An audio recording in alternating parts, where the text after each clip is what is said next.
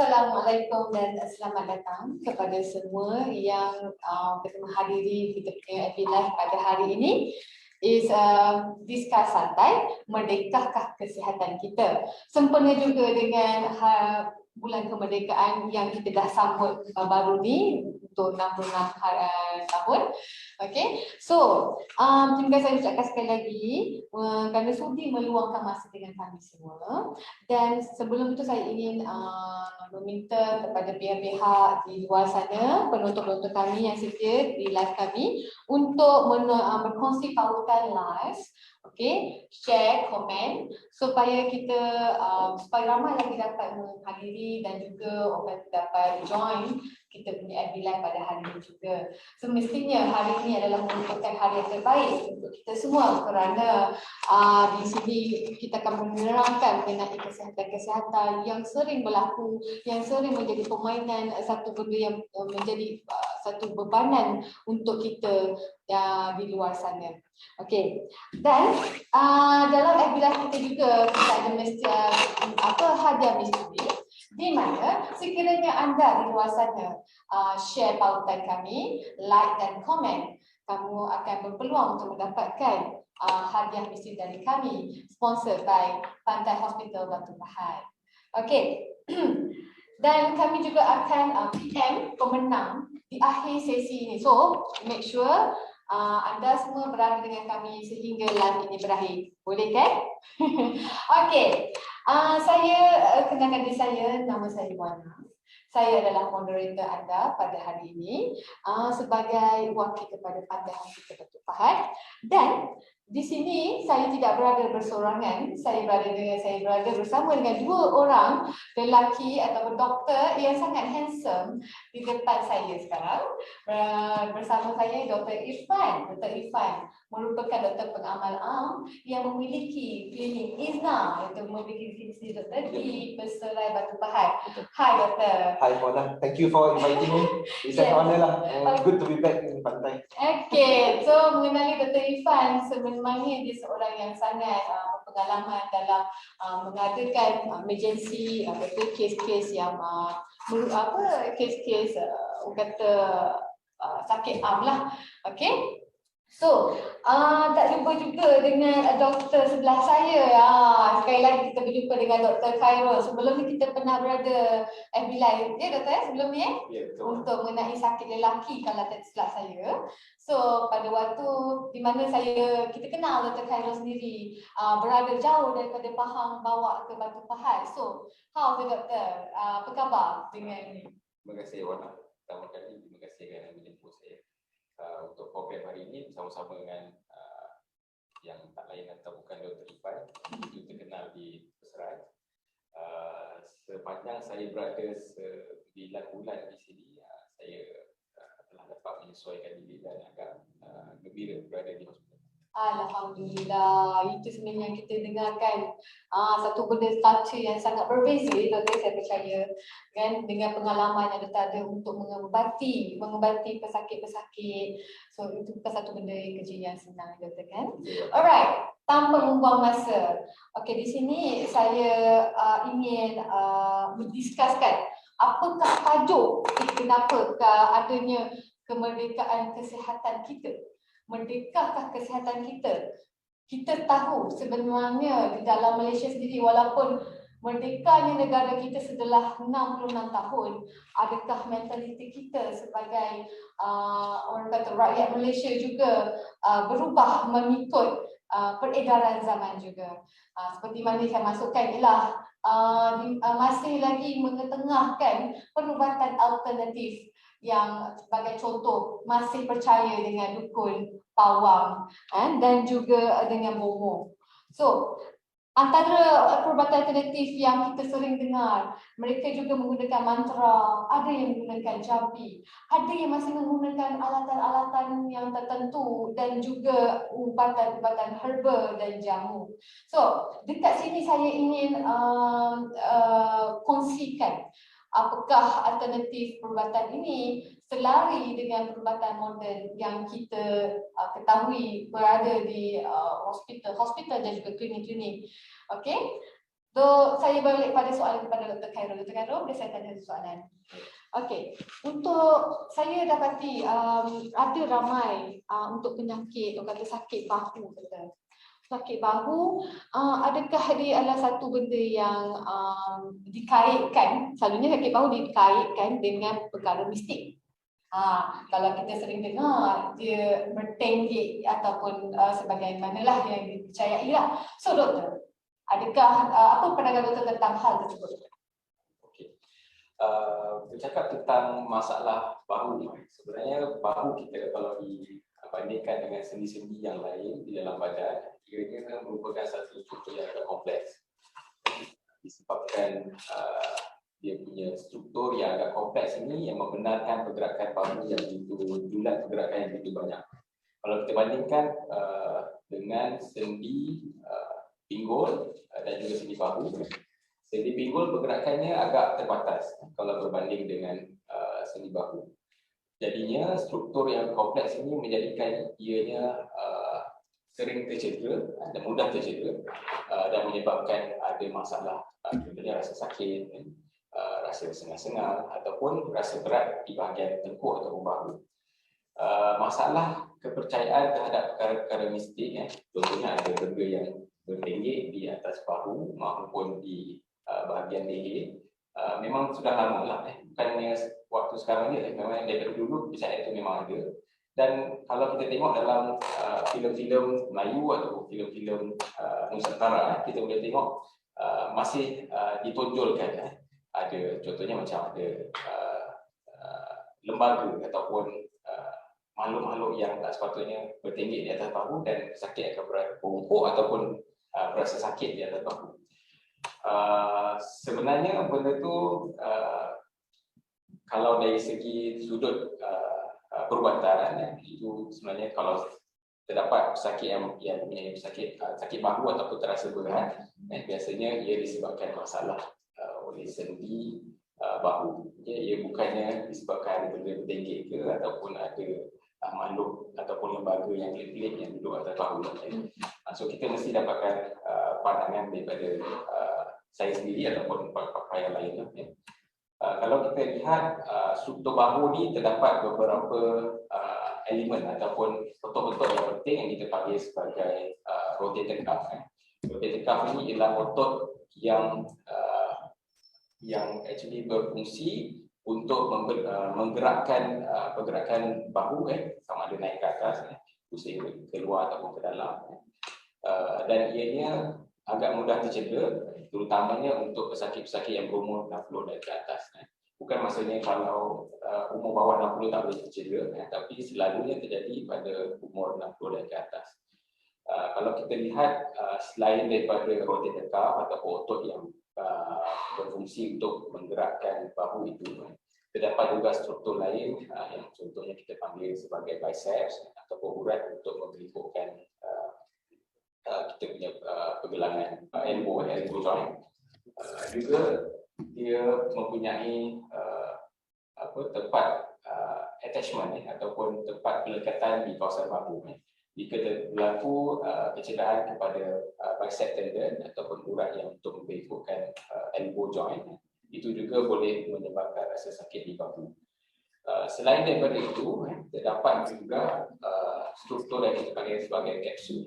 Kapsul untuk sendi bahu juga boleh mendatangkan sakit, dan masalah pada kapsul kepada sendi bahu ini boleh datang pada umur sekitar 40 ke 50 tahun.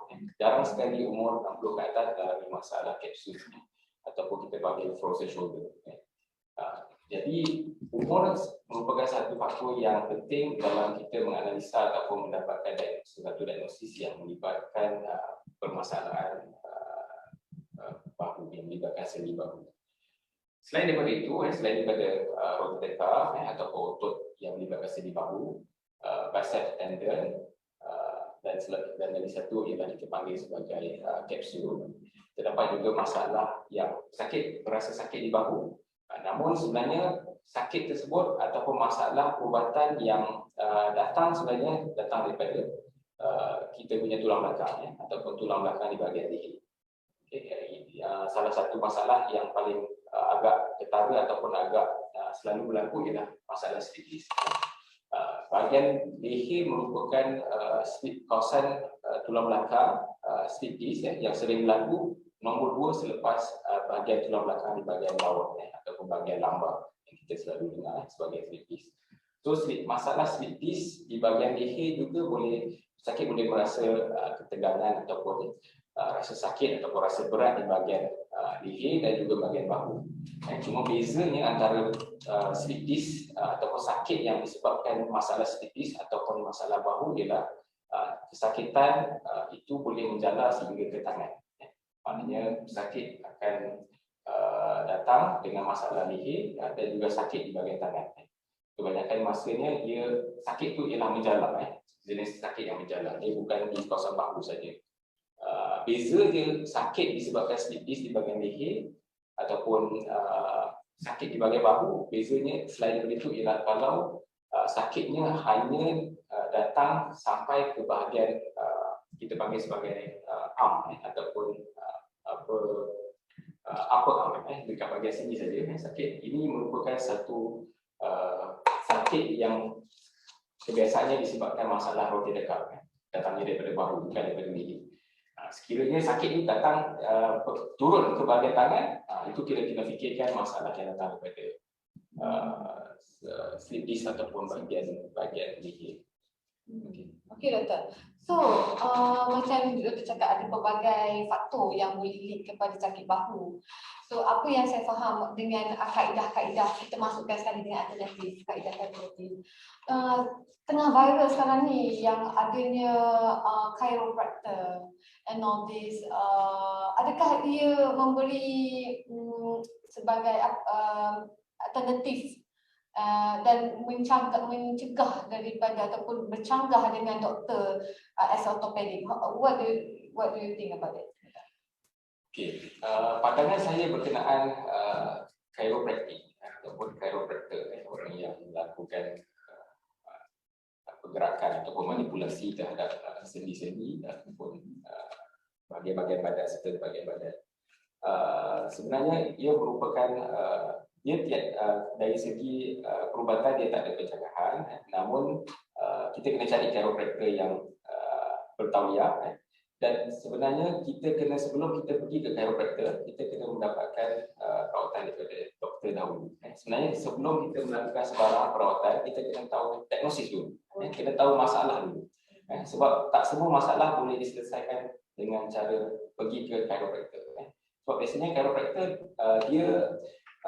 dia tak akan memberi anda sebarang diagnosis. Maknanya dia akan terus buat. Maknanya dia tak tahu masalah, apa masalah utama ataupun diagnosis yang sebenar, apa penyebab rasa sakit sebelum melakukan manipulasi ataupun sebarang ikut cara chiropractor lah. Tapi sebetul-betulnya saya menasihatkan para penonton untuk dapatkan nasihat pakar perubatan terlebih dahulu untuk kita tahu punca sebenar sakit ataupun punca sebenar masalah perubatan yang kita ada, dan daripada situ baru kita akan berikan rawatan mengikut masalah yang ada terlebih dahulu. Contohnya misalnya ada sakit bahu. Sakit itu boleh disebabkan masalah leher ataupun masalah bahu. So macam mana kita nak tahu masalah itu datang daripada leher ke bahu? So kita kena kita panggil sebagai, kita kena tahu simptom itu dah berapa lama, kita kena tahu umur pesakit, kita kena tahu apa aktiviti yang pesakit tak boleh lakukan, ataupun apakah aktiviti yang boleh menyebabkan rasa sakit tersebut.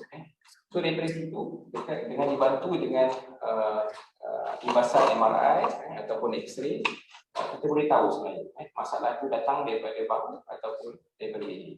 So daripada situ kita boleh membuat rawatan secara, dia sebenarnya rawatan kita perlu buat secara individual. Kita tak boleh pukul rata.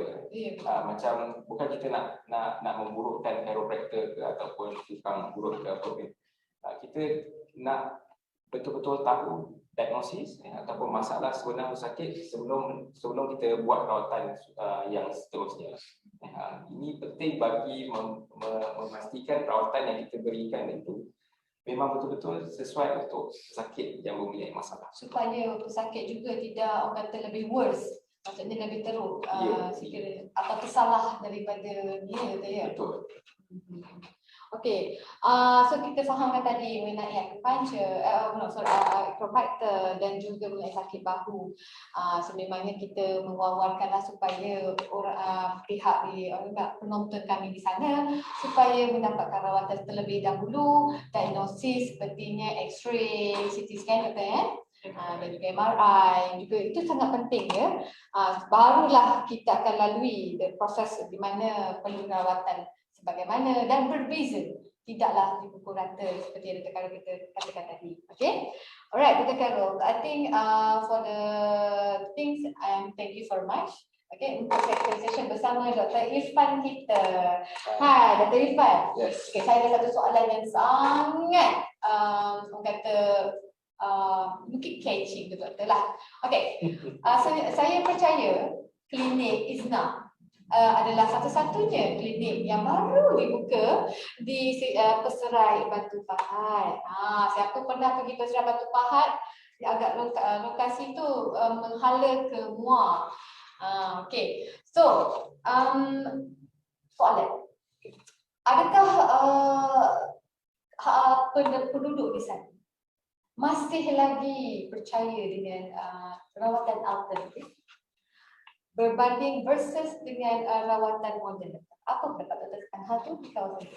Okay, thank you very much. It is a very interesting question. Sebab dekat, as we know, kebanyakan penduduk di kampung memang masih ada kepercayaan terhadap rawatan alternatif lah. Okay, compare to modern punya or science punya rawatan. Okay, so saya sebenarnya ada story. Saya ada kisah, but before I cerita benda ni, first I nak you guys share link Pantai Hospital Live ni, right? Share banyak-banyak so benda ni dapat manfaat kepada ramai penduduk, especially penduduk yang kurang akses kepada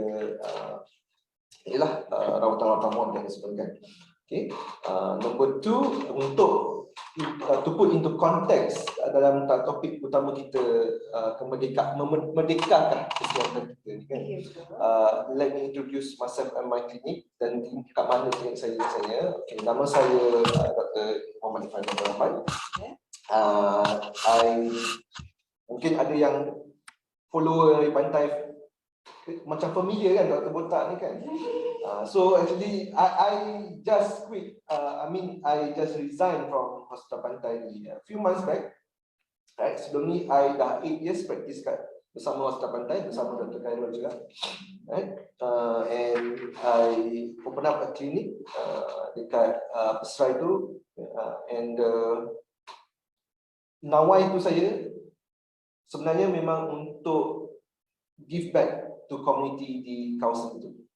Because I was brought up, saya sekolah di situ, dari sekolah rendah sampai sekolah menengah, and now I think it's my turn to give back to the people there lah, makcik-makcik, pakcik-pakcik saya semua, right? So I want to give them access to a modern punya perubatan, instead of they go to rawatan-rawatan alternatif yang we don't know, macam Dr. Khairul cakap tadi, tak tahu punca, tak tahu diagnosis apa semua, and they just put under one blanket, right? Okay, the story yang sebenarnya ada satu pesakit yang datang ke klinik kami. I think last month, lepas raya, last 2 months macam tu. Okay, so he's umur sebaya saya, seorang guru, 37 years old, seorang guru. Dia datang kepada kami, ke klinik kami dengan simptom bengkak testisnya bengkak. Right? So dah sebulan beliau simpan simptom tu. Saya tak pasti mengapa simpan sebulan, tapi dalam masa sebulan tersebut dia pergi ke rumah urut, tukang urut, pergi ke rawatan tradisional, dan di sana mereka mendapat memberi satu rawatan yang saya rasa inkonklusif dan kurang tepat ataupun tidak tepat, di mana semua rawatan tradisional dan tukang urut yang beliau pergi itu mengatakan beliau sebenarnya menghadapi angin pasang. Right? Right? So beliau tampak kami check dan kami dapati benda tu bukan angin pasang lah. Right? So apa kami buat pertama, kami sharp differential diagnosis kami ialah pada ketika itu ialah kami takut cancer lah, worst come to worst. So apa yang kami ada sewaktu tu kami buat je, kami ambil pregnancy test ni, pregnancy test. So kami suruh dia kencing dan mendapati pregnancy test tu positif. Okay, bukan bermaksud dia mengandung anak apa kan. Tapi pregnancy test tu sebenarnya dia menandakan paras beta HCG yang tinggi dalam badan. So kalau bermaksud kalau paras beta HCG itu tinggi dalam badan manusia, bermaksud ada kebaratan besar bengkak pada testis beliau tu, skrotal beliau yang bengkak tu adalah kanser. Right? So kami buatkan surat selepas kami tunjukkan dapatkan diagnosis, kira macam spot diagnosis and diagnosis from a simple punya pregnancy test tu. Kami terus buatkan surat untuk refer untuk buat scan. Right?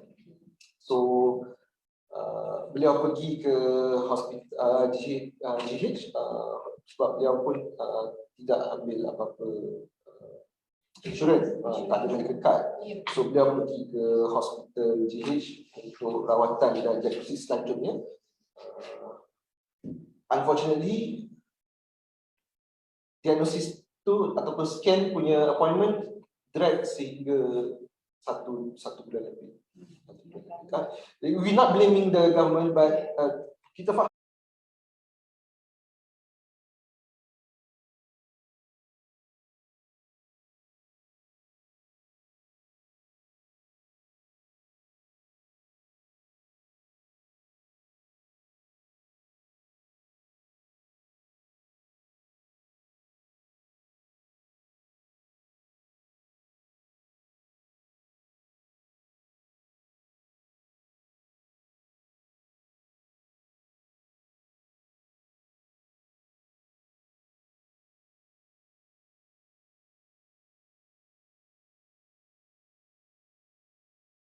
Secara dia sebenarnya perawatan kita perlu buat secara individual.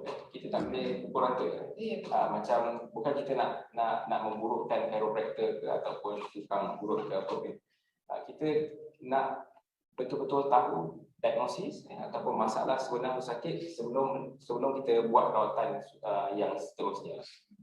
Ini penting bagi memastikan rawatan yang kita berikan itu memang betul-betul sesuai untuk sakit yang mempunyai masalah. Supaya pesakit juga tidak orang kata lebih worse, maksudnya lebih teruk atau tersalah daripada dia tu ya. Betul.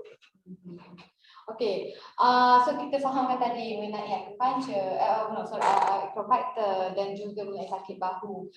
Sememangnya kita mewawarkanlah supaya pihak penonton kami di sana supaya mendapatkan rawatan terlebih dahulu, diagnosis sepertinya X-ray, CT scan dan juga MRI juga itu sangat penting ya. Barulah kita akan lalui proses di mana perlu rawatan sebagaimana dan berbeza, tidaklah dipukul rata seperti yang kita katakan tadi. Okay, alright, Dr. Carol, I think for the things, thank you very much. Okay, untuk session bersama Dr. Irfan kita. Hai, Dr. Irfan. Yes. Okay, saya ada satu soalan yang sangat orang kata mungkin catching tu Dr. lah. Okay, saya percaya klinik Isna adalah satu-satunya klinik yang baru dibuka di Peserai Batu Pahat. Siapa pernah pergi Peserai Batu Pahat, agak lokasi tu menghala ke Muar. Okay, so soalan, adakah penduduk di sana masih lagi percaya dengan rawatan alternatif berbanding versus dengan rawatan moden? Apa pendapat Dr. tentang hal itu di kawasan ini? Okay, thank you very much. It is a very interesting question. Sebab dekat, as we know, kebanyakan penduduk di kampung memang masih ada kepercayaan terhadap rawatan alternatif lah ni. Okay, compare to modern punya or science punya rawatan. Okay, so saya sebenarnya ada story, saya ada kisah. But before I cerita benda ni, first I nak you guys share link Pantai Hospital Live ni, right? Share banyak-banyak so benda ni dapat manfaat pada ramai penduduk, especially penduduk yang kurang akses kepada rawatan-rawatan moden dan sebagainya. Okay. Number two, untuk to put into context dalam topik utama kita, merdekakan kesihatan kita ni kan. Let me introduce myself and my clinic dan kat mana klinik saya. Okay, nama saya Dr. Muhammad Ifan Rahman. Mungkin ada yang follower dari Pantai macam familiar kan Dr. Botak ni kan. So actually I just quit. I just resigned from Hospital Pantai ni a few months back. Right, sebelum ni I dah 8 years practice bersama Hospital Pantai bersama Dr. Khairul juga. Right, and I open up a clinic dekat Pesrai tu, and nawai tu saya sebenarnya memang untuk give back to community di kawasan itu, because I was brought up, saya sekolah di situ, dari sekolah rendah sampai sekolah menengah, and now I think it's my turn to give back to the people there lah, makcik-makcik, pakcik-pakcik saya semua, right? So I want to give them access to a modern punya perubatan, instead of they go to rawatan-rawatan alternatif yang we don't know, macam Dr. Khairul cakap tadi, tak tahu punca, tak tahu diagnosis apa semua, and they just put under one blanket, right? Okay, the story yang sebenarnya ada satu pesakit yang datang ke klinik kami. I think last month, lepas raya, last 2 months macam tu. Okay, so he's umur sebaya saya, seorang guru, 37 years old, seorang guru. Dia datang kepada kami, klinik kami dengan simptom bengkak testisnya bengkak. Right? So dah sebulan beliau simpan simptom tu. Saya tak pasti mengapa simpan sebulan, tapi dalam masa sebulan tersebut dia pergi ke rumah urut, tukang urut, pergi ke rawatan tradisional, dan di sana mereka mendapat memberi satu rawatan yang saya rasa inkonklusif dan kurang tepat ataupun tidak tepat, di mana semua rawatan tradisional dan tukang urut yang beliau pergi itu mengatakan beliau sebenarnya menghadapi angin pasang. Right? Right? So beliau datang pada kami cek, dan kami dapati benda itu bukan angin pasang lah. Right? So apa kami buat pertama, kami shock. Differential diagnosis kami ialah pada ketika itu ialah kami takut cancer lah, worst come to worst. So apa yang kami ada sewaktu itu kami buat kami ambil pregnancy test ni, pregnancy test. So kami suruh dia kencing dan mendapati pregnancy test tu positif. Okay, bukan bermaksud dia mengandung anak apa kan. Right, tapi pregnancy test tu sebenarnya dia menandakan paras beta HCG yang tinggi dalam badan. So kalau paras beta HCG itu tinggi dalam badan manusia, bermaksud ada keberatan besar bengkak pada testis beliau tu, skrotal beliau yang bengkak tu adalah kanser. Right?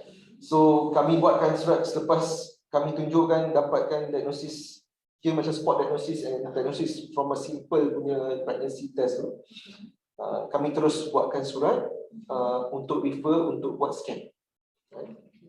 So beliau pergi ke hospital GH sebab beliau pun tidak ambil apa-apa insurans, tak ada medical card. So beliau pergi ke hospital GH untuk rawatan dan diagnosis selanjutnya. Unfortunately, diagnosis tu ataupun scan punya appointment drag sehingga satu bulan lebih. We're not blaming the government, but kita faham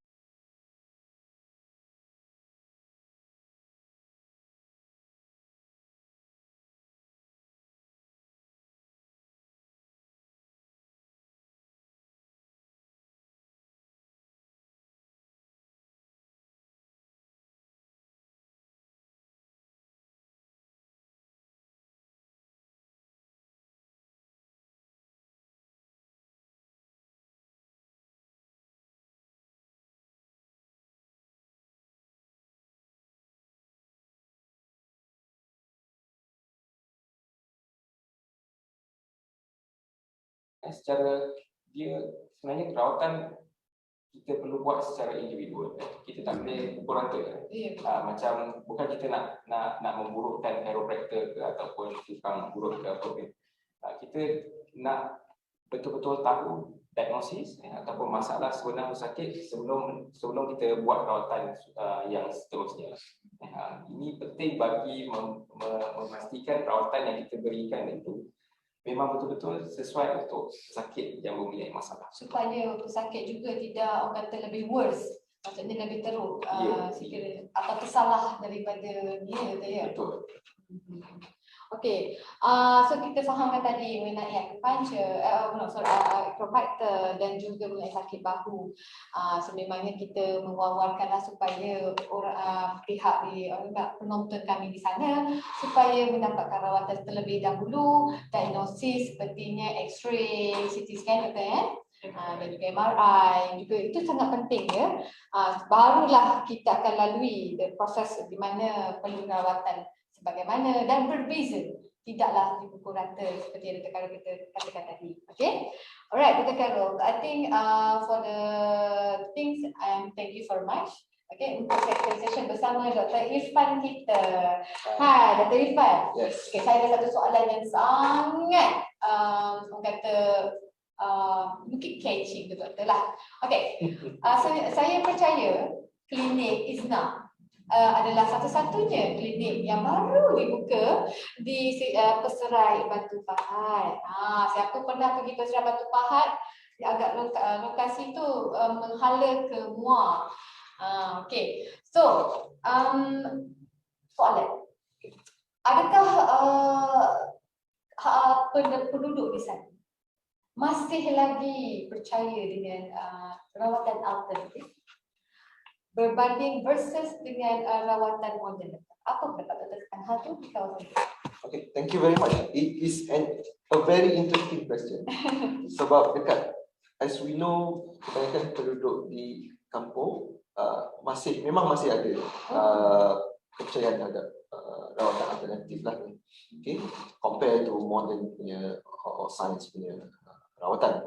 Okay, so saya sebenarnya ada story. Saya ada kisah, but before I cerita benda ni, first I nak you guys share link Pantai Hospital Live ni, right? Share banyak-banyak, so benda ni dapat manfaat kepada ramai penduduk, especially penduduk yang kurang akses kepada rawatan-rawatan moden dan sebagainya. Okay, number two, untuk to put into context dalam topik utama kita, memerdekakan kesihatan kita ni kan. Let me introduce myself and my clinic dan kat mana klinik saya. Okay, nama saya Dr. Muhammad Irfan Abdul Rahman. Mungkin ada yang follower dari pantai macam familiar kan Dr. Botak ni kan. So actually I just quit. I just resigned from Hospital Pantai ni a few months back. Right, sebelum ni I dah 8 years practice bersama Hospital Pantai bersama Dr. Khairul juga. Right, and I open up a clinic dekat Peserai tu, and nawai tu saya sebenarnya memang untuk give back to community di kawasan itu. Because I was brought up, saya sekolah di situ, dari sekolah rendah sampai sekolah menengah, and now I think it's my turn to give back to the people there lah, makcik-makcik, pakcik-pakcik saya semua, right?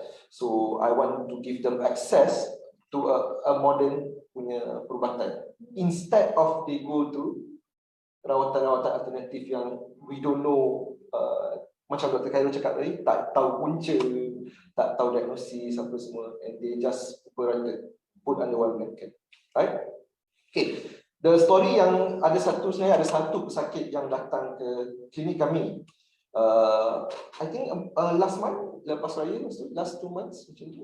Okay, so he's umur sebaya saya, seorang guru, 37 years old, seorang guru. Dia datang kepada kami, ke klinik kami dengan simptom bengkak testisnya bengkak. Right? So dah sebulan beliau simpan simptom tu, Saya tak pasti mengapa 11 bulan, tapi dalam masa sebulan tersebut dia pergi ke rumah urut, tukang urut, pergi ke rawatan tradisional, dan mereka di sana mereka mendapat memberi satu rawatan yang saya rasa inkonklusif dan kurang tepat ataupun tidak tepat, di mana semua rawatan tradisional dan tukang urut yang beliau pergi itu mengatakan beliau sebenarnya menghadapi angin pasang. Right? Right? So beliau tanpa kami cek dan kami dapati benda itu bukan angin pasang lah.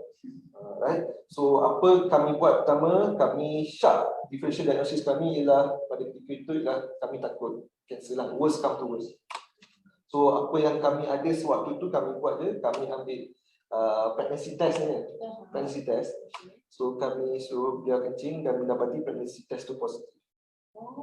Okay, bukan bermaksud dia mengandung anak apa kan. Tapi pregnancy test tu sebenarnya dia menandakan paras beta HCG yang tinggi dalam badan. So kalau bermaksud kalau paras beta HCG itu tinggi dalam badan manusia, bermaksud ada kebaratan besar bengkak pada testis beliau tu, skrotal beliau yang bengkak tu adalah kanser. Right? So kami buatkan surat selepas kami tunjukkan dapatkan diagnosis, kira macam spot diagnosis and diagnosis from a simple punya pregnancy test tu. Kami terus buatkan surat untuk refer untuk buat scan. Right? So beliau pergi ke hospital GH sebab beliau pun tidak ambil apa-apa insurans, tak ada medical card.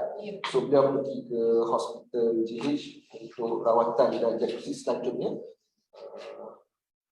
Unfortunately, diagnosis tu ataupun scan punya appointment drag sehingga satu bulan lebih.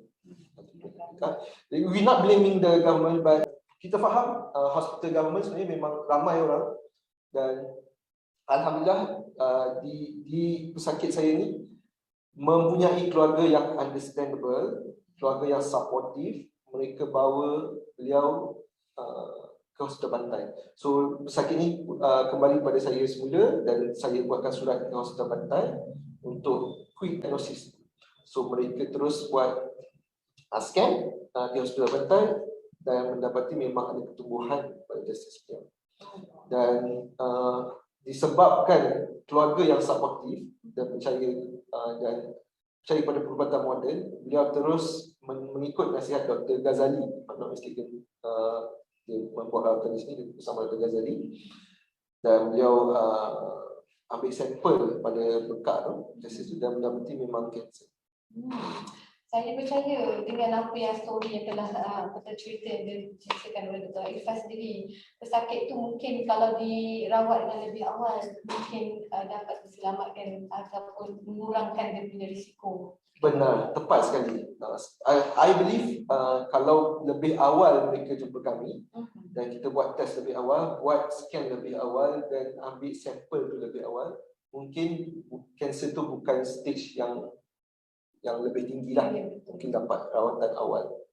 Mungkin stage yang lebih awal dan tak merebak lagi ke tempat-tempat lain. So maknanya dengan lingkungan umur, bila saya tahu umur pesakit itu dalam 30-an. 30-an, betul. Masih lagi dalam kepercayaan dalam maternity perawatan maternity ya. Okey, soalan saya, selain daripada kes-kes di mana saya percaya doktor ada membuat rawatan secara drastik, di mana membuat pregnancy test untuk patient bagi mengetahui sejauh mana dia punya conditions of the kesihatannya. Okey, selain daripada itu, apakah ramai tak pesakit yang datang ke klinik doktor sejak doktor buka klinik di bahagian Peserian? Okay, that's another story. I like to tell a story.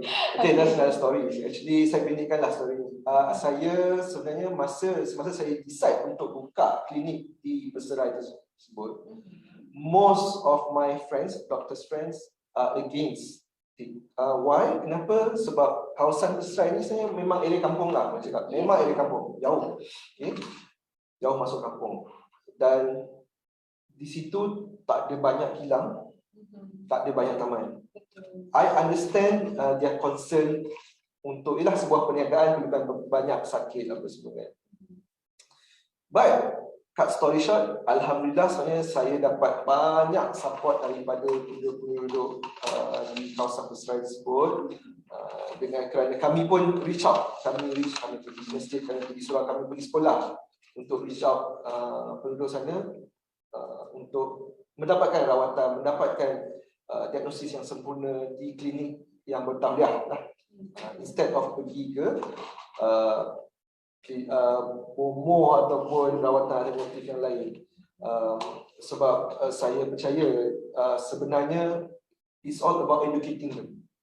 I believe that. Sebab tu kami reach out to all kampung-kampung sana.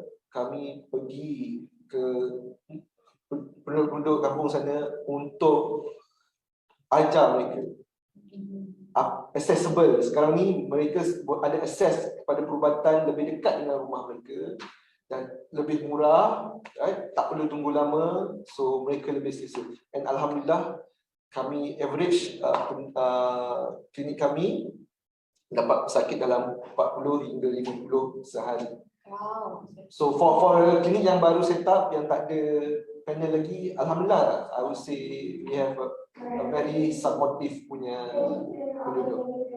Okay, this is a very interesting sharing actually. Okay, saya rasa kita pergi ke soalan yang seterusnya lah, memandangkan kita ada kesusahan masa sini. Tapi saya balik pada soalan pada Dr. Khairul saya. Okay, Dr. Khairul. Saya tahu ada orang selalu dengar dengan ACL ataupun kita panggil dia anterior cruciate ligament. Siapa yang selalu mengalami ACL ni? Saya orang-orang yang aktif ya doktor kan. So orang yang sport, yang berlari, yang menggunakan ataupun orang-orang yang mengangkat berat. Saya maaf kalau saya salah lah, tapi rasanya ACL ni melibatkan kaki. Okay, so soalan dia, kebanyakannya orang sekarang terutamanya orang-orang yang aktif, orang-orang yang muda dalam lingkungan 20 hingga 30-an, mereka banyak mengalami ataupun mengadakan rawatan ACL ni. Masalah ni sekarang di mana adakah penyakit ataupun sakit ACL ni boleh terjadi semula doktor walaupun dah buat perawatan? Apa pendapat doktor tentang hal ini? Terima kasih Wana di atas soalan yang begitu menarik berkenaan dengan kecederaan kepada struktur di dalam lutut yang dipanggil sebagai ACL. Sebelum saya pergi kepada jawapan pada soalan pada Wana, saya tertarik kepada poin Dr. Irfan tadi berkenaan dengan pendidikan ataupun education. Sebab Dr. Irfan pun ada cerita, saya pun nak cerita sikit. Oh, okey. Ceritakan. Apa nama tu, kalau kita nak dibandingkan masyarakat kita, sebab tajuk kita lebih pada kemerdekaan.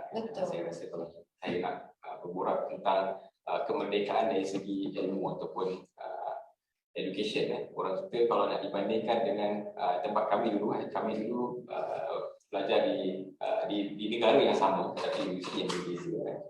Kalau nak dibandingkan dengan masyarakat di sana, di Rusia specifically, dia punya tahap ilmu perubatan ataupun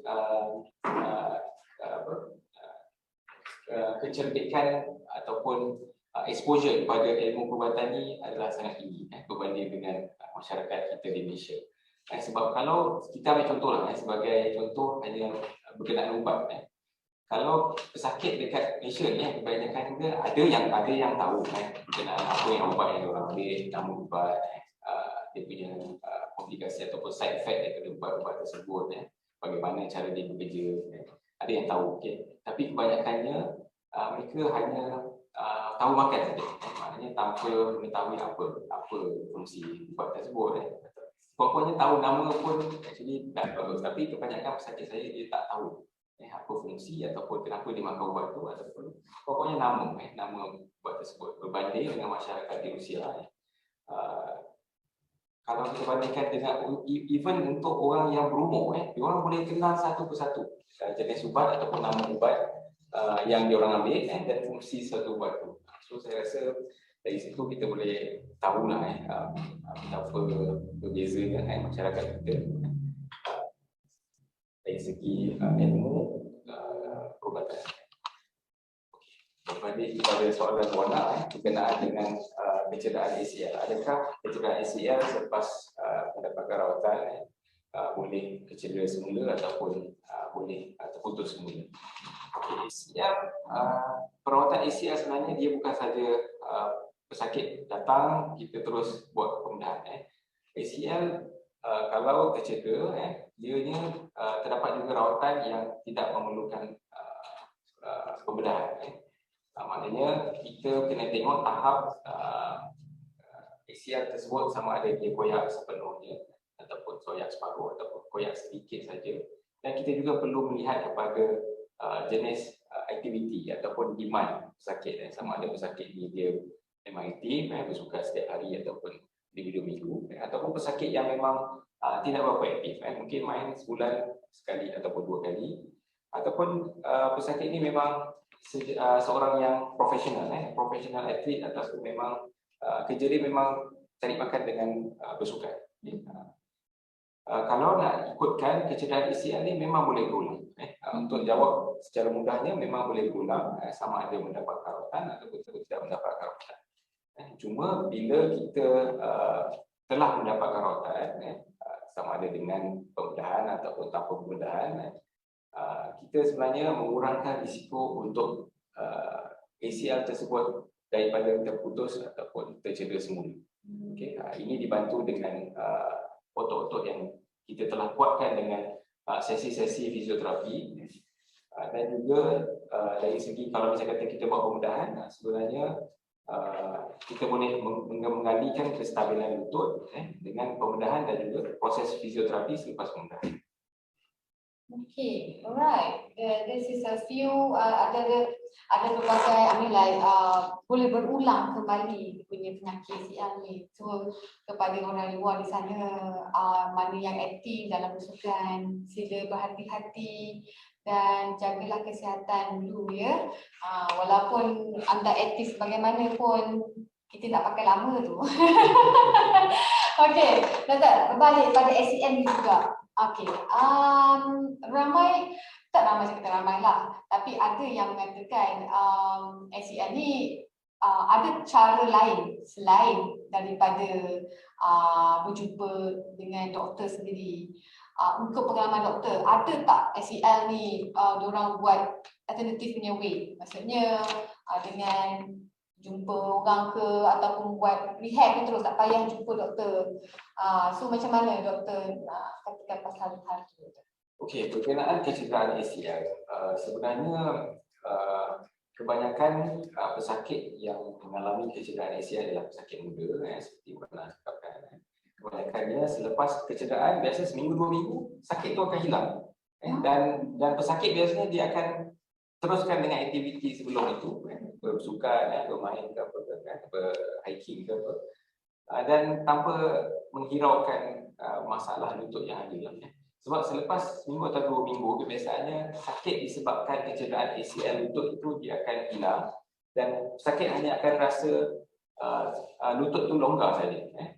Lutut longgar ni sebenarnya tak berapa elok, tak berapa elok untuk orang yang aktif, terutamanya untuk orang yang sebab kalau banyak, bila lutut kita tak stabil, kita belasah main bola ke ataupun main basikal ataupun pergi hiking ke apa, dia boleh sebenarnya sebagai menghauskan ataupun merosakkan lagi sendi lutut itu.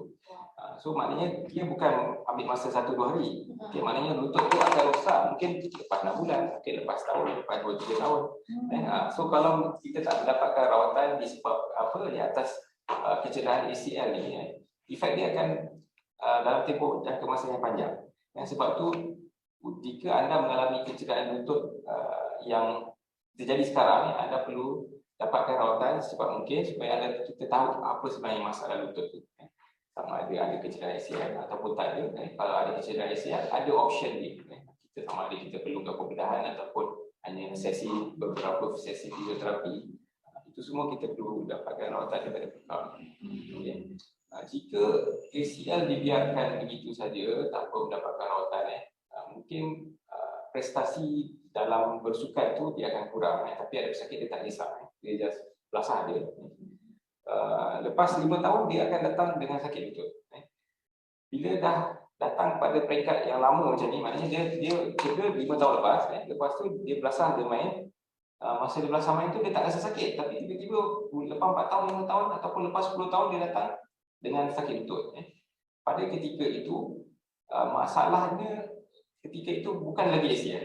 Maknanya kita dah ada benda baru yang berlaku. Maknanya diagnosis tu akan jadi arthritis ataupun secara medikal yang kita panggil post traumatic osteoarthritis, di mana sendi tu dah start haus, dah start rosak.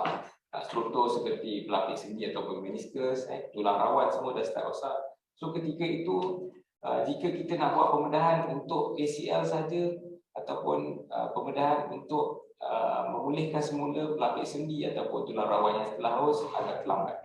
Maknanya dah lambat lah. Maknanya perawatan tu dia akan jadi lebih susah. Bukan tak ada perawatan, ada, tapi dia punya cara, dia punya peluang untuk sembuh dan baik secara 90 atau 100% tu agak tipis. Selalunya orang yang berpotensi contoh dah macam yang di ACL kan. Ada kaitan dengan osteoporosis tu. Lah macam saya tahu apa yang saya faham osteoporosis ni kebanyakan dia memang daripada keturunan. So bila family kena ACL dan dapat pula satu family tu memang jenis osteoporosis, adakah dia terefek juga tu untuk orang yang generasi anak dia lain-lain? Macam itu. Okey, sepanjang pengetahuan saya, osteoporosis dan ACL tidak terkait langsung. Bermaksud osteoporosis merupakan masalah pada kualiti dan kuantiti tulang. Maknanya dia tulang, dia bukan ACL ni ialah kita punya ligamen. Maknanya dia kalau seikut setakat ini saya tak dapat sebarang informasi berkenaan kaitan antara osteoporosis dan ACL. Tetapi jika anda mempunyai masalah osteoporosis, dia akan mengganggu dari segi proses penyembuhan daripada pembedahan ACL itu sendiri. Begitu. Okey, alright. Terima kasih Dr. Hairul sekali lagi.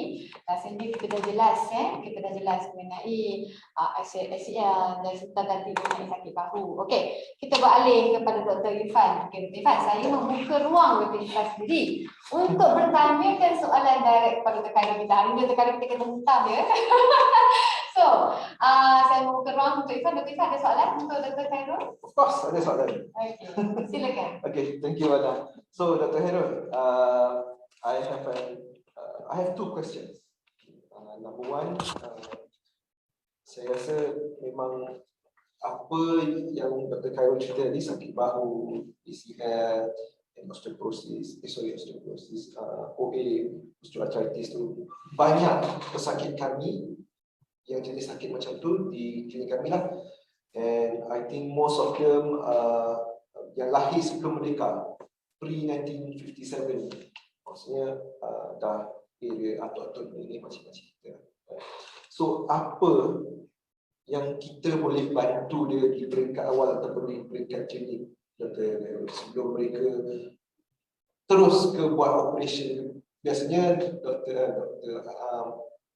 sakit-sakit yang dah berumur warga emas ni, mereka ada sedikit gusar, kekhawatiran mereka untuk pergi ke hospital sebab tak kena operation. So, apa kita boleh bantu dia di peringkat awal ni, early stage ni, apa kita boleh bantu mereka untuk jenis pesakit yang macam ni? Baik, Dr. Irfan, terima kasih. Dr. Irfan merupakan kawan lama saya. Kita kenal sejak umur 13 tahun. 13 tahun. Okey. Rasa bangga dapat berkongsi pentas bersama Dr. Irfan. Untuk soalan Dr. Irfan, apakah prosedur ataupun perawatan yang boleh dapatkan di klinik untuk masalah-masalah contohnya seperti osteoarthritis. Osteoarthritis, saya ambil contoh masalah osteoarthritis. di mana sendi, terutamanya sendi lutut, terdapat penipisan ataupun senang kata minyak dah habis. Orang kata kebanyakan masyarakat akan kata grease dah habis ataupun minyak dah habis. Sebenarnya lutut tu terdapat tulang rawan dan sakit yang mengalami masalah osteoartritis, tulang rawannya menipis. So fungsi tulang rawan sebenarnya adalah untuk membantu daripada segi untuk pergerakan. Dia melincirkan pergerakan sesuatu sendi tanpa menyebabkan rasa sakit. Apabila tulang rawan sudah menipis, itu yang datang start rasa sakit tu, dia bunyi kan kadang-kadang sakit sendi boleh kan, kita pun kalau kita check kita boleh rasa bunyi yang kita panggil sebagai crepitus. So masalah osteoartritis ialah sakit. So apa yang kita boleh lakukan untuk kesakitan ialah kita untuk di peringkat klinik GP biasa boleh mereka boleh memberikan ubat tahan sakit. Kena faham ubat tahan sakit ni tak semuanya yang akan merosakkan buah pinggang sebab ada stigma terhadap ubat tahan sakit ni. Semua ubat pun dia akan rosakkan buah pinggang, akan rosakkan perut, akan menyebabkan sakit jantung, sakit buah pinggang. Salah, okey. Terdapat beberapa ubat, jenis ubat yang ada yang kalau diambil secara berlebihan ataupun secara kronik ataupun secara lama, ia boleh menyebabkan masalah buah pinggang. Tapi terdapat juga ubat yang begitu selamat untuk diambil untuk tempoh yang lama. Kalau nak terangkan memang masa lama lah, so boleh datang ke klinik Izna untuk mendapatkan info berkenaan ubat-ubat yang okey dan ubat-ubat yang tak okey. Okey, itu dari segi ubat. Nombor duanya, terdapat juga kalau misalnya kata makcik ataupun makcik yang datang dengan masalah lutut osteoartritis peringkat awal, kita panggil peringkat pertama dan peringkat kedua. Biasanya kita boleh sarankan untuk melakukan kita panggil injection lah. Kita masuk, senang kata kebiasaannya orang akan cakap masukkan minyak. Okay, sebenarnya kita masukkan gel yang kita panggil sebagai hyaluronic acid, di mana ia bertindak sebagai pelincir dan actually dia ada juga fungsi untuk mengurangkan radang dan mengurangkan rasa sakit dalam lutut. Ini sesuai untuk peringkat-peringkat awal. Selain daripada itu juga terdapat, kalau misalnya kata pesakit dalam peringkat ketiga dan peringkat keempat osteoartritis, jika mereka tak tahan sangat sakit kan, terdapat juga pelbagai jenis injection untuk mengurangkan sakit seperti steroid, terdapat juga injection lain seperti local anesthetics yang boleh kita buat di peringkat klinik untuk mengurangkan rasa sakit. Kalau untuk ACL ni kebiasaannya untuk umur yang muda lah. Kebiasaannya kalau pesakit ada ACL di umur yang di usia muda, biasanya kalau dia datang ke klinik Dr. Irfan, mungkin masa tu dia dah ada post-traumatic osteoartritis, masa saya cakap tadi, maknanya dia dah terlambat lah, maknanya ACL tu kita dah tak pandang lah, maknanya mungkin kecederaan awal tu ACL pada usia 20-30 tahun, tapi bila dia datang ke klinik Dr. Irfan, klinik Izna pada umur 70 tahun, masa tu ACL tu dah tak penting lah, maknanya kita sekarang merawat osteoartritis itu sendiri. Maknanya perawatan macam sama, macam saya cakap, kita merawat sakit tu, macam mana nak rawat sakit? Berbagai cara seperti yang saya telah katakan lah. Okay. So if you don't mind, saya add on questions here. So selain daripada our relationship lah, we've been friends for 13 years kan.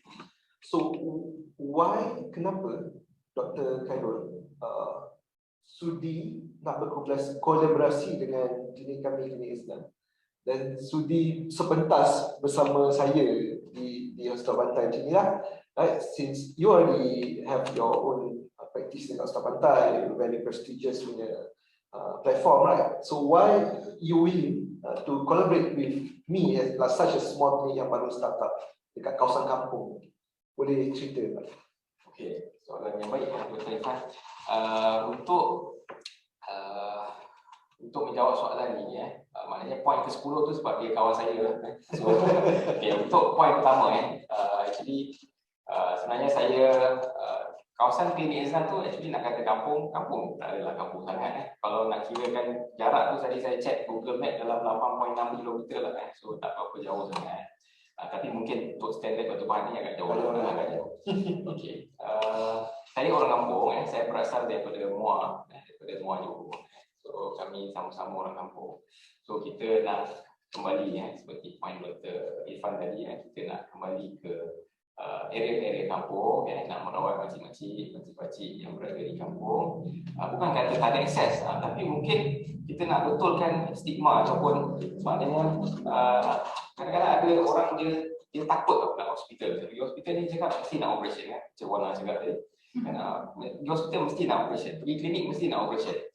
Salah tu maknanya kita doktor bukannya doktor yang buat pembedahan saja, kita juga ada perawatan-perawatan yang lain yang tanpa melibatkan penggunaan pisau ataupun blade so kita hanya sebenarnya kita nak mendapatkan diagnosis yang betul dan memberikan perawatan yang sesuai dengan pesakit-pesakit sebab macam saya cakap kita tak boleh pukul rata semua benda sama kita kena individualize maknanya setiap pesakit maknanya misal kata pesakit tu diagnosis dia ACL tak semua pesakit ACL tu kita kena buat pembedahan kan so kita kena tanya dulu kan apa perluan dia apa demand dia dan dari situ kita akan berikan rawatan yang bersesuaian bukan kita datang cakap makcik ada ACL makcik kena buat pembedahan sekarang tak ada bukan macam tu so saya harap dengan memberikan perkhidmatan di klinik Hizna saya dapat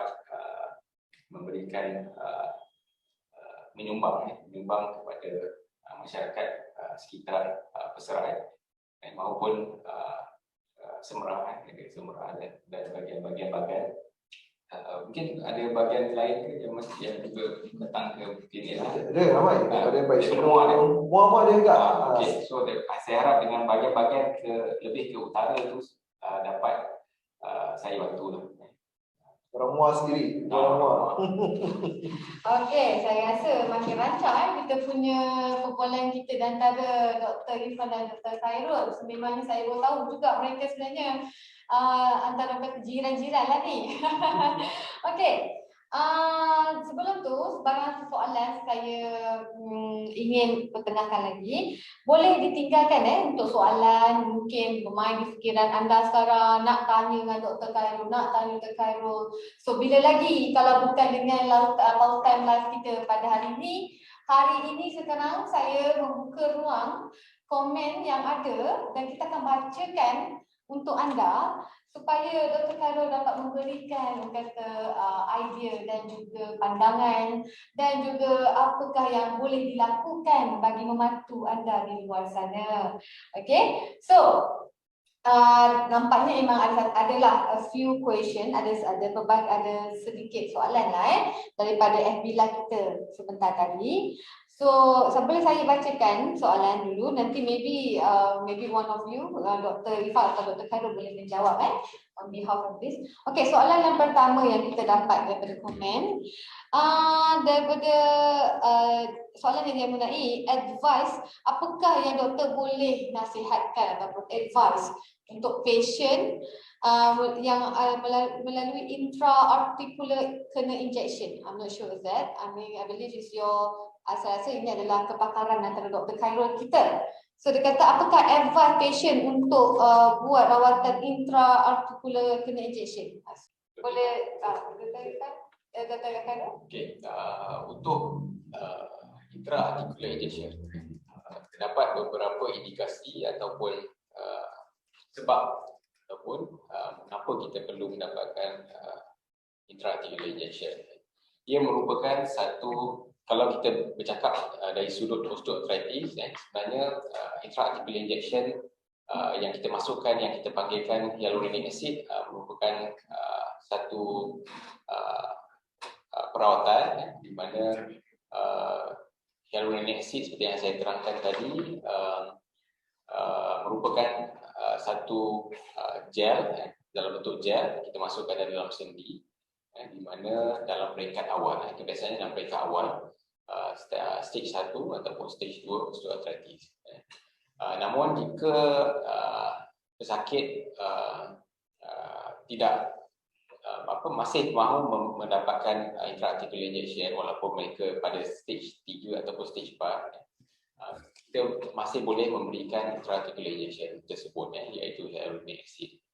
Namun Terdapat juga intra-articular injection yang kita panggil sebagai PRP, platelet rich plasma, and then kita ada juga steroid, dan juga ada juga polychondrocyte. Terdapat pelbagai jenis injection, namun injection tersebut kita kena sesuaikan dengan keperluan ataupun kehendak pesakit. Maksudnya jika pesakit umur 80 tahun, dia punya kesakitan tu tidak dapat dirawat dengan hanya memakan ubat tahan sakit. Maknanya ubat steroid untuk kita masukkan intra-articular injection tu kita boleh beri. Sebab steroid ni dia tak sesuai untuk diberi pada peringkat awal, kerana steroid ini boleh menyebabkan kerosakan yang lebih kepada tulang rawan. Dalam pesakit ada osteoarthritis kan, kita masuk pula steroid makin rosak punya tulang rawan yang ada, yang baki tulang rawan yang ada. Maknanya kita tak nak buat gitu lah. Namun pada peringkat ketiga dan keempat, aim kita hanya untuk kurangkan sakit saja. Maknanya kita tak adalah aim untuk mengembalikan balik tulang rawan yang telah hilang ataupun telah haus. So kalau itu merupakan aim kita, bagi saya tak ada masalah untuk memberikan steroid. Kalau ditanyakan berkenaan advice berkenaan intra-articular injection, memang terdapat pelbagai jenis, pelbagai brand, terdapat brand untuk injection yang boleh diberikan kepada pesakit, namun ianya harus disesuaikan mengikut stage dan juga kehendak dan keperluan pesakit. Okey, saya rasa soalan yang tadi ditanyakan oleh pihak penonton di luar sana telah terjawab sudah ya. Okey, soalan yang kedua, saya rasa ini soalan saya akan tajukan kepada Dr. Irfan lah. Okey, Dr. Irfan. Orang cakap, mereka cakap adalah rawatan tradisional murah berbanding dengan rawatan moden ni, termasuklah klinik-klinik. Apa pendapat doktor? Okay. Rawatan tradisional lebih murah daripada rawatan moden lah. So means that orang lebih prefer untuk pergi ke traditional things berbanding untuk mendapatkan rawatan di klinik ataupun di hospital, di mana dia kata itulah sangat mahal dan tidak mampu. Kita tolak tepi kerajaan lah sebab ini. Jadi apa dapat Dr. Irfan faham? Okay. This is my own judgement and my own opinion lah. Kalau kita lihat iklan-iklan di Facebook ataupun di pamphlet-pamphlet, sebenarnya rawatan tradisional ni mahal. Kalau you tengok lah, actually kalau untuk even chiropractor pun lebih mahal daripada jumpa doktor chiropractor. I can assure you that. Right? So it's a stigma. For me, it's a stigma. Sebab before saya join Pantai, this masa saya di government sendiri pun, 10 years ago, saya 10 years ago lah. Okay. Saya sendiri rasa tak nak pergi hospital Pantai ataupun hospital private kerana mahal. Saya ada stigma. Dari mana saya dapat saya pun tak tahu. Right? So it's just things yang dicakap-cakap ataupun diberbualkan. Mahal comparative to what? Right? So sebenarnya harga ni adalah, for me, it's a value thing. Value. So what do you see value versus the benefit yang you dapat? So untuk soalan Puan Wana ni, kenapa mereka masih pergi di rawatan tradisional ni compare to rawatan modern ataupun sains ataupun doctors, kan? Ialah stigma dan satu mindset yang kita dah develop, di mana rawatan tradisional tu lebih murah berbanding rawatan moden. Tak dinafikan, memang ada jenis rawatan moden yang mahal. Contohnya operation lah, memang ada yang prosedur ya, memang mahal.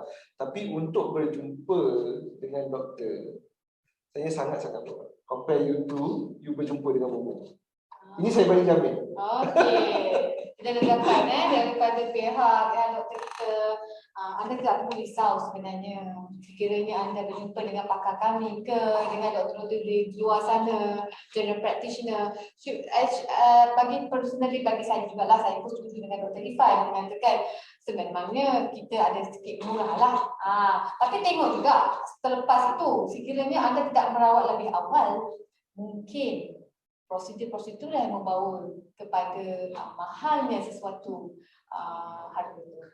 Okay, so dapat sekiranya anda rasa diri anda tidak rasa sihat, bukan rasa macam selama ni macam okey je, tiba-tiba hari ni rasa lain macam pula. So pergilah jumpa doktor, buatlah rawatan. Sepertinya kita tahu darah, ambil darah, cek darah kita, ataupun kalau rasa memang tak boleh berjalan, mungkin boleh buat MRI atau CT scan. So, and then the government also membantu rakyat-rakyat Malaysia dengan mendapatkan rawatan lagi murah, serendah RM1 saja anda dah boleh tahu kondisi diri anda. So, tidak salah, ini tidak ada salah dan betulnya dengan rawatan tradisional dan juga versus dengan rawatan moden. Sekiranya anda rasa pada tradisional itu masih lagi di dalam kepercayaan, stigma, boleh teruskan, tapi dengan syaratlah laluilah proses diagnosis yang betul. Jadi pihak yang mendapat rawatan tradisional ini juga tahu di mana so far condition anda semua. Okay, alright. Saya ada soalan yang terakhir. Okay. Kepada saya tak sure ini both of you boleh berjawab ke apa ke. Saya nak tanya.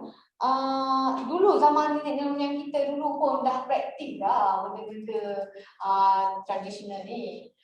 Mereka orang kata potensi untuk mendapatkan sakit tu tak ada dalam zaman dulu. Nak dibandingkan sekarang, makin banyak rawatan moden, makin banyaklah pesakit yang ada, dan makin banyak jugalah kematian yang berlaku. Adakah itu benar?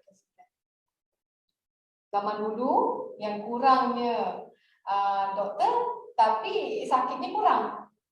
So macam mana you boleh relatekan hal ni? Ini salah satu soalan daripada komen kita. So ada orang argue lah, saya rasa ini argument lah daripada argument. Kalau untuk menjawab persoalan berkenaan sekarang ni makin banyak penyakit kan, dan orang mati makin ramai. So saya secara kita berborak secara santai, maknanya kita tak ada data untuk support apa yang saya nak bercakapkan ini, tapi saya rasa lebih kepada satu faktor pemakanan. Pemakanan, kalau kita tengok sekarang ni kan, macam-macam kan. Dan kalau ada pisang kan, pasal ada pisang cheese. Ya betul. Cheese pasal nak campur macam-macam lagi belum boleh kan, macam warna-warni lah boleh kan, nak letak coklat rice lah apa. So saya rasa satu faktor adalah pemakanan. Nombor duanya, mungkin ini kita borak santai. Mungkin dulu kalau nak cakap pasal moyang ataupun nenek dulu kan, faktor pekerjaan. Orang lebih banyak buat pekerjaan yang lebih fizikal. Bila otot kita kuat, kita membanting tulang semua. Semua tu memberikan kita punya tahap kesakitan atau pain threshold kita tu lebih tinggi. Maknanya bukan nak kata orang tu tak ada penyakit, bukan, tapi dia punya tahap untuk menahan sakit tu lebih tinggi berbanding orang-orang sekarang. Maknanya nak kata orang sekarang lebih manja lah, lebih manja. Itu ayat yang mudah. Itu masuk diri ini borak santai lah. Ini borak santai. Ini lebih kepada pendapat saya. Saya setuju dengan terkait hal macam mana. Kalau saya boleh add on sedikit lah sebenarnya. For me, setuju dengan Dr. Khairul cakap pemakanan dan kerjaan, aktiviti kita lah. But there's one more thing di mana saya menganggap sebenarnya dulu banyak juga penyakit, tapi tak dirawat dan kita hanya anggap mati sebab sakit tu, mati sebab kena buatan orang, mati sebab demam kuning, demam panas, budak kecil mati kan. Mati dulu sebenarnya statistik kadar kelahiran selamat lebih banyak sekarang berbanding zaman 60-an awal merdeka. Ini statistik memang wujud. Kadar kematian sekarang lebih rendah daripada compare to zaman sebelum ni. So maksudnya di sini, kenapa kita dapat tahu banyak jenis penyakit sekarang? Kenapa kita dapat tahu apa yang orang tu sakit, mengidap penyakit apa, ialah disebabkan access to medical, access to doktor yang banyak. Penyakit datang, doktor boleh diagnose bagi rawatan. Umur kalau kita tengok statistik ni betul statistik kadar umur kehidupan sekarang average is about 70 years old.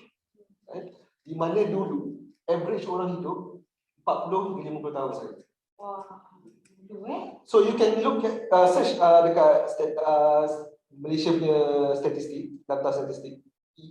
I can assure you that kita punya kadar kehidupan ni lebih lama berbanding dulu disebabkan rawatan moden dan access to healthcare yang lebih mudah sekarang.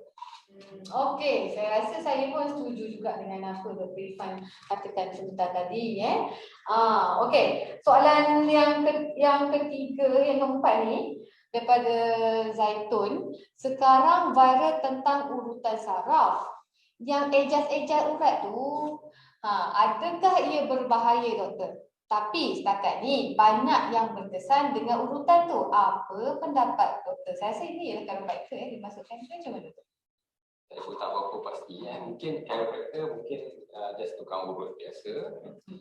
Tapi untuk menjawab soalan secara mudah, bahaya ke tak bahaya, bagi saya bahaya. Terutamanya kalau punca sakit tersebut ataupun perawatan itu, perawatan mengurut itu dilakukan di bahagian-bahagian yang agak sensitif ataupun kritikal seperti di bahagian leher. Okay. Kalau nak katakan lega disebabkan chiropractor ataupun kita cakap perawatan rehabilitatif sebab nanti marah pula chiropractor. Sebenarnya chiropractor is bukan satu bidang yang tak betul actually dia memang betul cuma kita kena tahu diagnosisnya betul okey. Tapi kalau berbalik kepada urutan kenapa kita rasa lega, bila kita kena berbalik kepada sains lah bila kita urut actually kita improve blood supply ataupun peredaran darah di kawasan tempat yang diurut, contohnya otot-otot lah biasanya. So pembuluh darah semua dia akan banyak pergi ke kawasan tersebut. Jadi kalau ada kecederaan kat bahagian itu, maknanya kita punya oksigen, kita punya nutrisi untuk kesembuhan dekat kawasan yang tercedera tu dia akan sampai ke kawasan tersebut. So biasanya pesakit akan merasa lega selepas mendapat perawatan. Tapi ianya adalah sementara sebab masalah utama, contoh sebab dia cakap pasal saraf disebabkan saraf tersepit kalau case of slip disc. Tapi maknanya biasanya kalau ada slip disc otot sekeliling bahagian slip disc tu dia akan tegak. Maknanya otot badan kita ni secara automatik dia cuba nak memberikan kestabilan kat bahagian yang ada slip disc tu.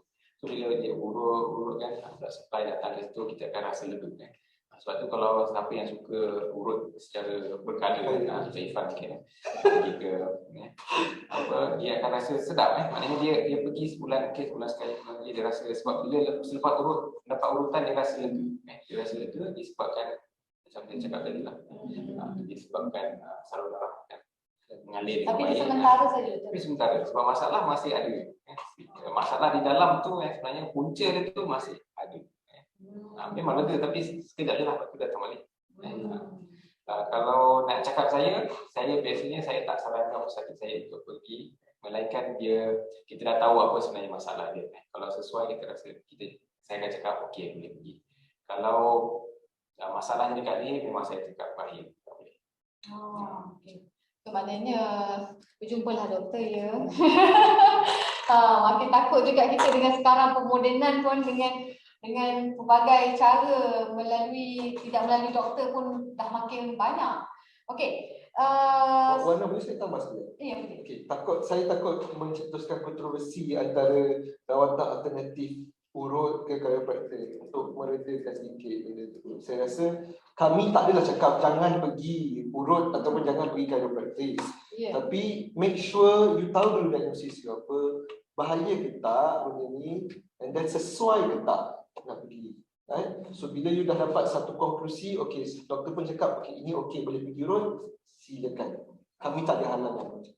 Oh, okey. Maksudnya kalau sekiranya anda memerlukan rawatan, ambillah urutan, bekam pun salah satu cara jugalah. Boleh, tapi silalah dapatkan advice, nasihat daripada doktor kita, doktor-doktor di luar sana, sebab mereka lebih mengetahui tentang hal-hal kata kesihatan ini. Okey. Doktor, ada last soalan. Saya ada ubah sikit soalan daripada pihak Puan Nisa. Saya ubah sedikit, instead of a whiten drip, sekarang ni ada viral makan makanan jamu, makan ataupun letak drip something and then you can adanya andahkan dia lebih cantik, ada lebih kuat, minum pamuka boleh kuat. So macam mana tu doktor? Apakah dia boleh kata mengatasi masalah-masalah kesihatan mereka di luar sana ataupun macam mana tu? Atau berbanding makan ubatan-ubatan moden ni. Gitu. Okey. Soalan secara ringkas saya rasa macam dia nak tanya sama ada boleh ke ambil suplemen. Ya, suplemen yang di luar sana. Okay, secara mudahnya suplemen yang ada ini untuk memilihkan jawapan maknanya kalau suplemen tersebut mendapat kelulusan daripada KKM, saya tak ada masalah. Maknanya sakit nak ambil, boleh, tak ada masalah, tapi kena bersesuaian dengan masalah yang daripada pesakit lah. Maknanya tak semua suplemen sesuai dengan contoh penyakit bahu kan, ataupun penyakit lutut kan. So maknanya macam mana nak mendapatkan jawapan untuk ini kena jumpa dengan gambar perubatan lah, untuk mendapatkan maklumat yang lebih lanjut. Dan jika terdapat kemusykilan kan ataupun tak pasti produk tu macam mana, apa dia punya kandungan semua kan, maknanya janganlah ambil, maknanya jangan sembarangan lah. Sebab kita tak tahu sekarang ni produk pun macam-macam kan. Sekarang stiker KKM pun diorang cuba nak betul. So, bagi saya kena hati-hati dan beli daripada sumber yang percayai. Jangan simply semena-mena beli daripada Shopee kan, Shopee ataupun TikTok apa kan, boleh beli tak ada masalah, tapi pastikan produknya yang original dan dapat kelulusan daripada KKM kesihatan ni. Okey. So rasanya kita pun dah dapat sedikit banyak ilmu tentang merdekahkah kesihatan kita, gitu. Okey. Dalam live ni satu ruangan yang baik juga untuk kita semua mengetahui tentang kesihatan yang perlu kita titik beratkan. Okey, boleh saya simpulkanlah, boleh saya katakan kat sini ialah kemerdekaan bukan sahaja merdeka di negara kita, tetapi juga kemerdekaan tentang mentaliti kita terhadap penjagaan kesihatan kita juga.